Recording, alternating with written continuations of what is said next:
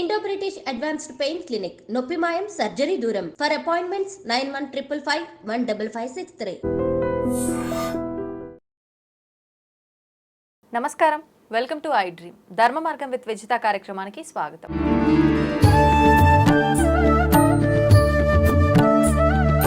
నమస్తే అమ్మా. నమస్తే అమ్మ, ఏకాదశి పెద్దవాళ్ళు చెప్తూ ఉంటారు ఏకాదశి ఉపవాసం చాలా మంచిది అని చెప్పి. అంటే మనం శాస్త్ర ప్రకారంగా తీసుకున్నా సరే, సైన్స్ ఆధారంగా చేసుకొని తీసుకున్నా సరే ఏకాదశి ఉపవాసం అనేది మనకు చాలా మంచిది అని చెప్పి. అయితే ప్రత్యేకించి మనం ఏకాదశి ఉపవాసమే కాదు, పూజా విధానం కూడా చాలా మంచిది అని చెప్పి అంటూ ఉంటారు. ముఖ్యంగా ఈ మార్గశిర మాసంలో వచ్చే ఏకాదశిని మోక్షద ఏకాదశి అని చెప్పి పిలుస్తూ ఉంటారు.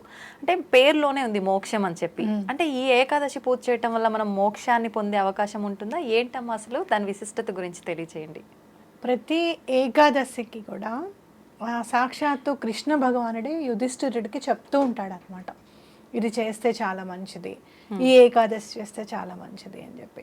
పేరులోనే మనకుంది మోక్షద ఏకాదశి అని చెప్పి.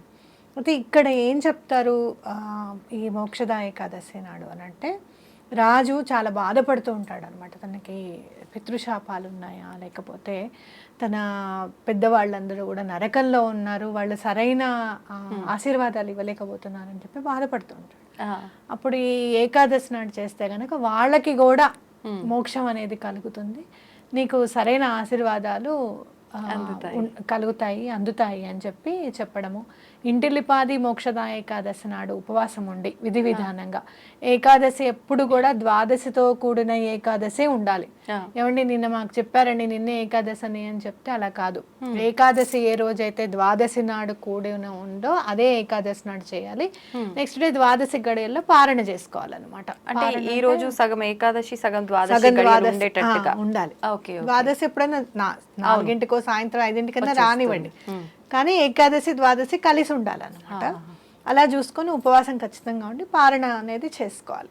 అయితే ఈ మోక్షద ఏకాదశి నాడు మాత్రం మీరు పశుపక్షాదులకు కూడా ఏదన్నా పెడితే చాలా మంచిది అనమాట.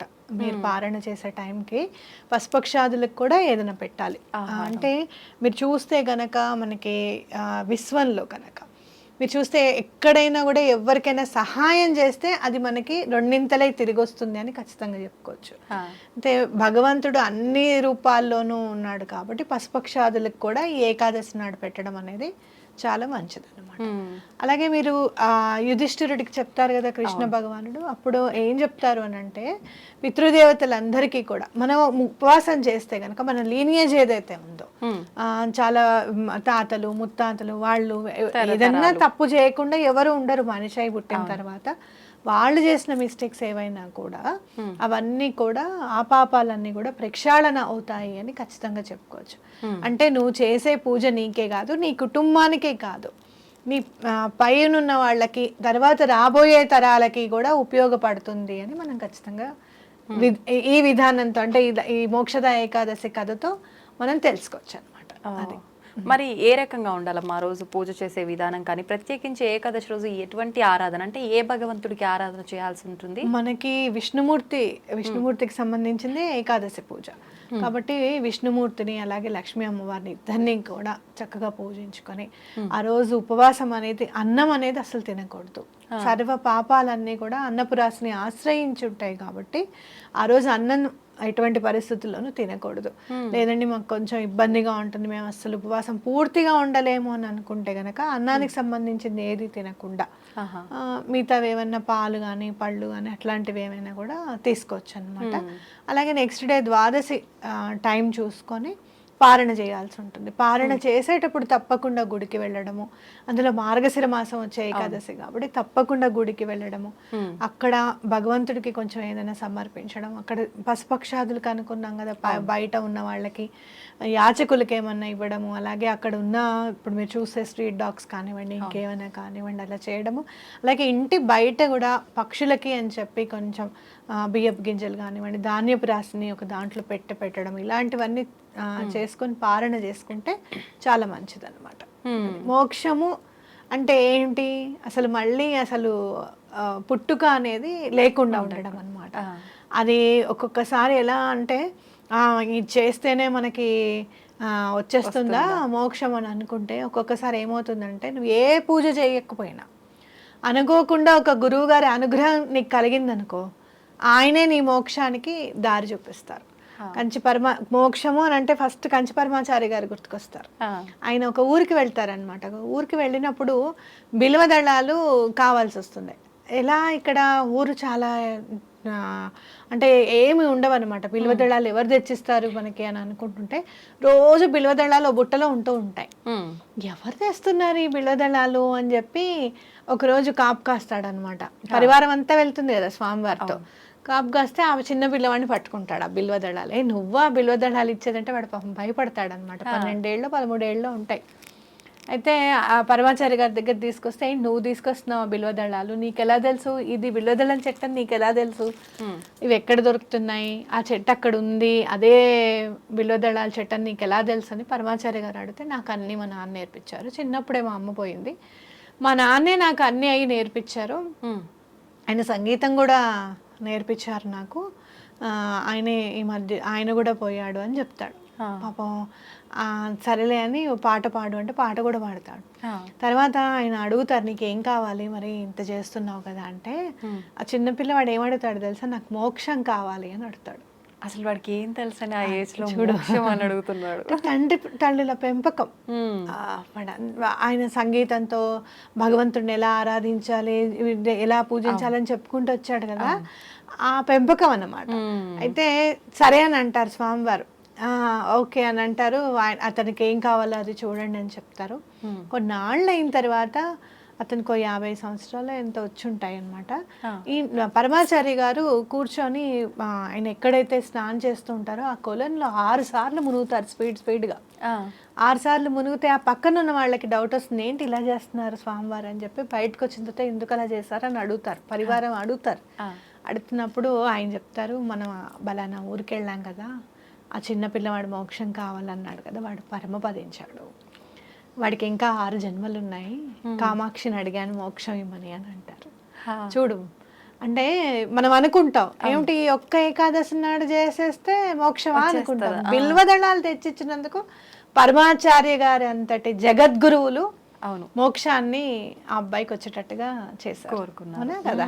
అంటే ఏంటంటే మనం ఒక్కనాడు చేసిన మనస్ఫూర్తిగా కనుక చేస్తుంటే భగవంతుడికి తప్పకుండా ఎటువంటి పరిస్థితుల్లోనూ ఆ పని అయ్యేటట్టుగా భగవంతుడు సహకరిస్తాడు, విశ్వం కూడా సహకరిస్తుంది అని చెప్పుకోవచ్చు. అందుకే పశుపక్షాదులకు కూడా ఖచ్చితంగా మోక్షదా ఏకాదశి నాడే నువ్వు పశుపక్షాదులకు ఎందుకు పెట్టాలని అన్నారు అంటే, నువ్వు ఎక్కడైతే యూనివర్స్కి హెల్ప్ చేస్తూ ఉన్నావో, ఎక్కడైతే నువ్వు ఇవి కూడా నాతో పాటు సమానం అనుకుని వాటికి సహాయం చేయాలని చెప్పి ఉపక్రమించావో అప్పుడే విశ్వం కూడా నీకు హెల్ప్ చేయడానికి ప్రయత్నం చేస్తుంది అనేది. నువ్వు ఏదైతే ఇస్తావో అదే నీకు వస్తుంది, అంతే కదా.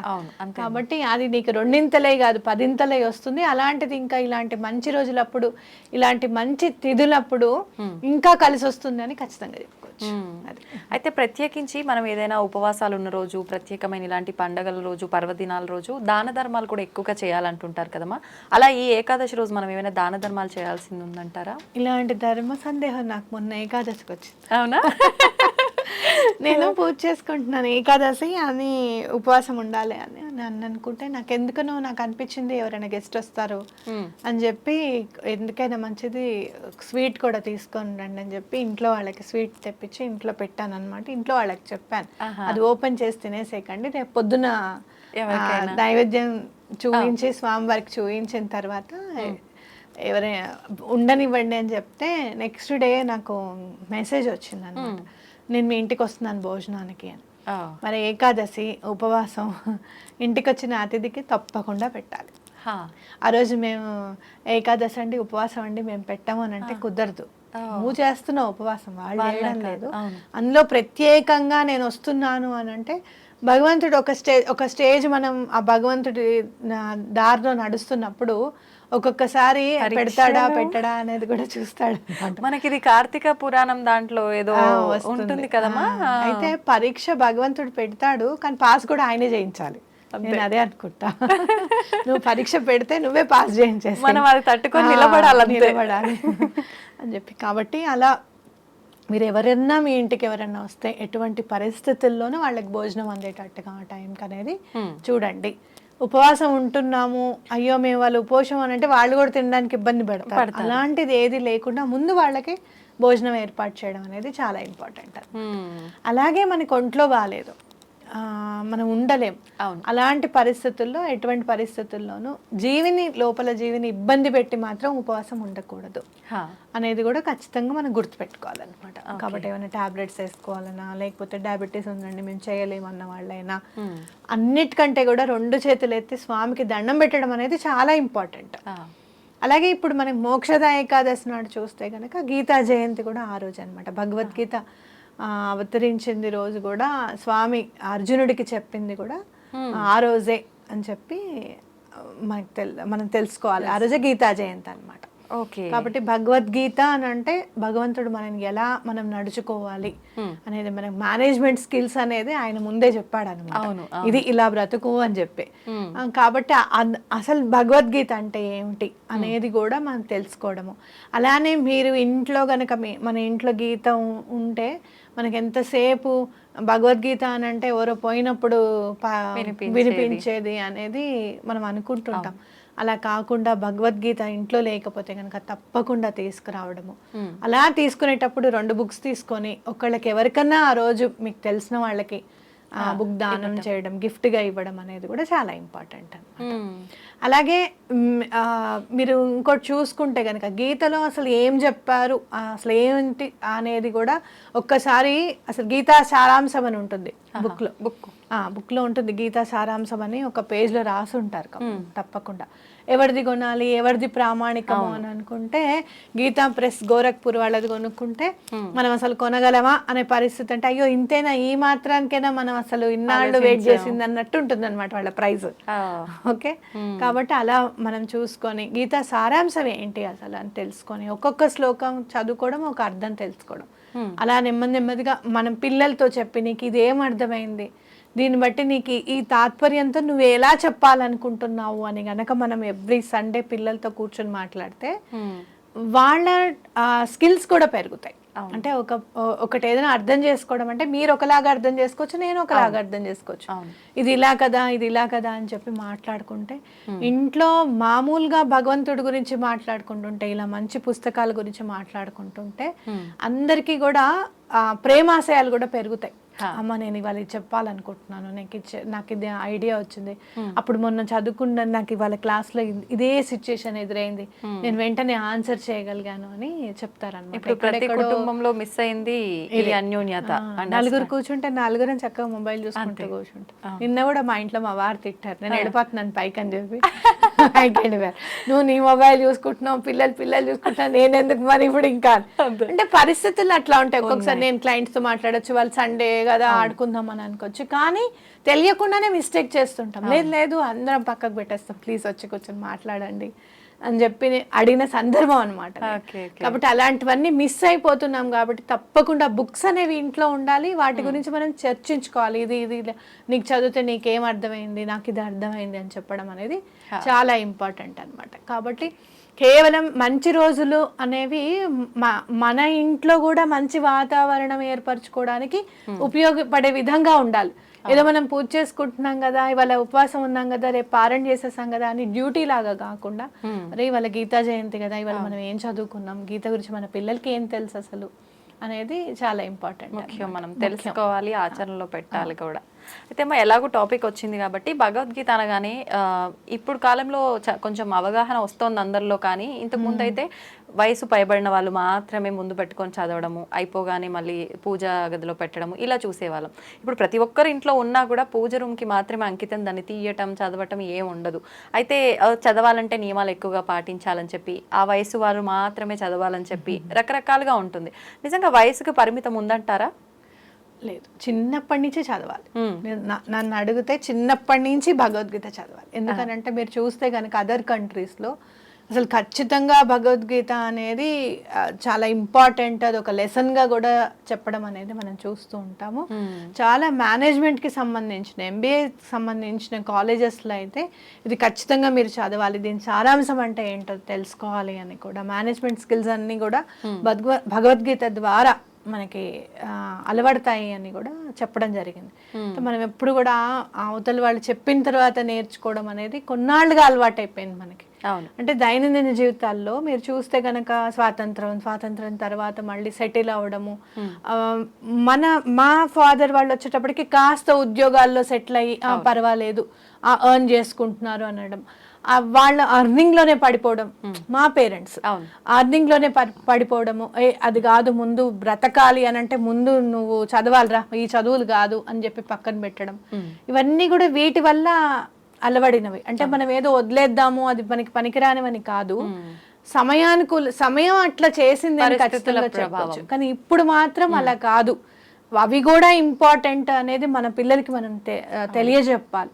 అందులో మా పేరెంట్స్ వచ్చేటప్పటికైతే నావెల్స్ చాలా, అసలు ఇప్పుడు సీరియల్స్ ఎలాగో అప్పుడు నావెల్స్ అన్నమాట. నిజంగా అలా ఉండుంటే బాగుండేదేమో ఇంకొంచెం సమాజం.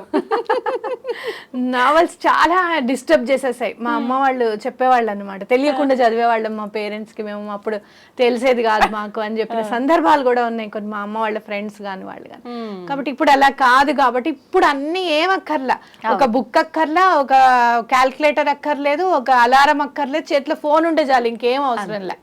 అవునా కాదు? కాబట్టి దీన్ని మనం పక్కకు పెట్టి మనం గనక ఇంట్లో వాళ్ళతో గనక బుక్స్ కి సంబంధించి మాట్లాడితే చాలా మంచిది. భగవద్గీతకి అసలు నిజంగా చెప్పాలి అని అంటే రాముల వారి ఉపాసనకి భగవద్గీతకి జరిగిన అన్యాయం ఎక్కడ ఎవరికి జరగలేదని చెప్పొచ్చు. ఎందుకంటే శ్రీరామ అంటేనే కష్టాలు వచ్చేస్తాయి, ఇప్పుడు మన కష్టాలు లేవు, మనం అందరం సుఖంగా ఉన్నాం అంటేనే కష్టం వస్తుందన్న లెవెల్లో రాముల వారిని చిత్రీకరించారు. అలాగే భగవద్గీత అంటే ఎవరో పోయినప్పుడు పార్థాయ అనే వినపడుతుంది, ఆ తర్వాత ఇప్పుడు ఇంకా అవసరం లేదు, అట్లా మనని ట్యూన్ చేసేసారనమాట. అట్లా కాదు, అది కాదు, ఇది భగవంతుడు బ్రతకడానికి నేర్పించిన గీత.